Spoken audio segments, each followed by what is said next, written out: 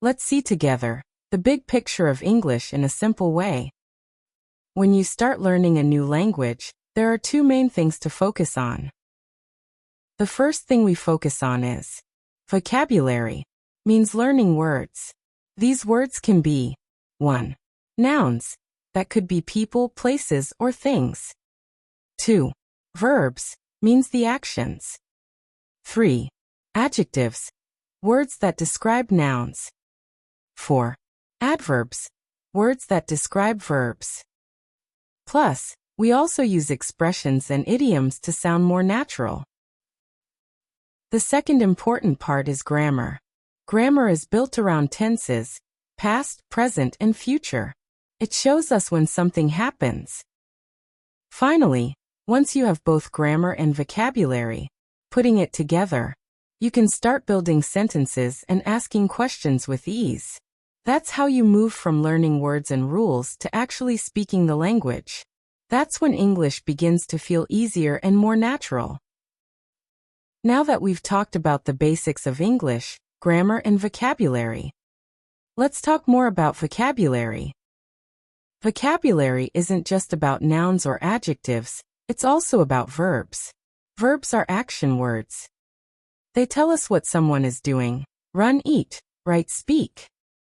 And once you know the right verbs, you can start building more natural and powerful sentences. In this video, we'll explore some important verbs and learn the differences between them, so you can use the right verb in the right situation. Now we're going to focus on the verbs connected to our 5 senses: seeing, hearing, smelling, tasting, and touching. These verbs are really useful in daily conversations, and mastering them will make your English sound more natural. Let's start by learning different verbs for the action of looking. We always say look or see.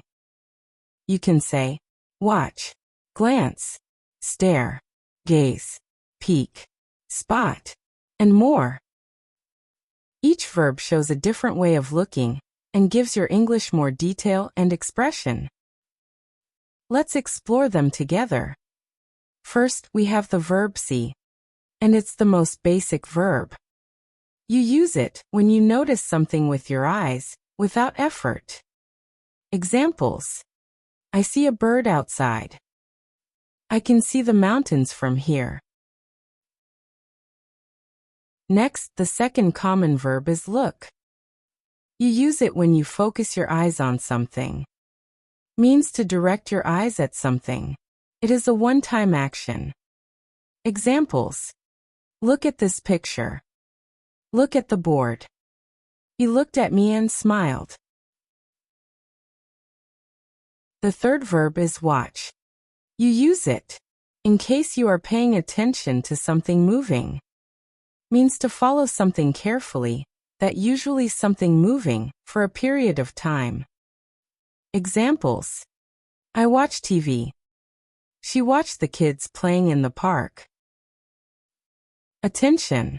Try not get confused between watch and look. Here's a quick tip. Look is a short action. Examples: look at me. Look over there. However, watch is used when you focus for a while, like TV, movies, or sports. Okay, the upcoming 3 verbs are stare, gaze, and gape. All the 3 of them means a long looking, but with different feelings. Let's start with the verb stare. That's when you look at something or someone for a long time, often directly. It can feel intense or sometimes impolite. Example: everyone stared at the strange painting. The next one is gaze. That's when you look at something for a long time, often with admiration, love, or deep thought. That's why gaze sound usually gentler and more positive than stare. Example: she gazed at the stars all night. Okay, let's take a look at gape. This one you use it in case you stare with your mouth open, usually when you are both in shock and amazement. Notice that gape shows astonishment, which means a feeling of great surprise and wonder. Examples. The tourists gaped at the tall skyscraper. They gaped at the magician's trick. A quick summary. Stare is a strong look, often directly, and could be impolite. Gaze comes with feelings of love and admiration, while gape comes with a surprise and amazement. Okay, let's continue with another 3 verbs. Glance, glimpse, and peek. They all mean a short look, but with different feelings. Now let's explore the difference. Starting with glimpse. It's when you see something very quickly or for a very short moment. It's not a long look, just a quick one, maybe by accident. Examples. I glimpsed her in the crowd before she disappeared. He glimpsed the car as it drove away. Means he saw the car quickly, not in detail. Think of glimpse as a flash look that is short and fast. Next we have glance. It's also a very quick look. It's when you look quickly on purpose. Examples. He glanced at his watch. She glanced at her phone during the meeting. It means she chose to look, and she looked on purpose, but only for a second. It was a quick look. Our next verb is peek. Means look quickly and secretly, and often when you shouldn't. Example. The child peeked inside the gift box. A quick summary. Glimpse is quick, accidental look. Glance is quick, intentional look. Peek is quick, secret look. Like a sneaky look. Here is another verb. Spot. It's used to notice or identify something, often after looking carefully or in a crowd. The key idea here, that you notice or recognize something, and sometimes with effort. Examples. I spotted my friend across the street. This is a great picnic spot. There's a red spot on your shirt. Attention. Try to identify the difference between spot and glimpse. Here is a quick tip. Spot. You notice and recognize. Example. I spotted my friend in the crowd. While glimpse. You see quickly, and it's not clear. Example. I glimpsed her in the crowd before she disappeared. The upcoming verb is glare. This one has 2 meanings. First, it means when you look angrily at someone or something. Example. She glared at him after the rude comment. It means she gave him an angry look. Also, when something is shining too bright, with a very strong and unpleasant light. Example. The sun glared in my eyes. The key point is that glare often feels negative, either an angry face or too much light.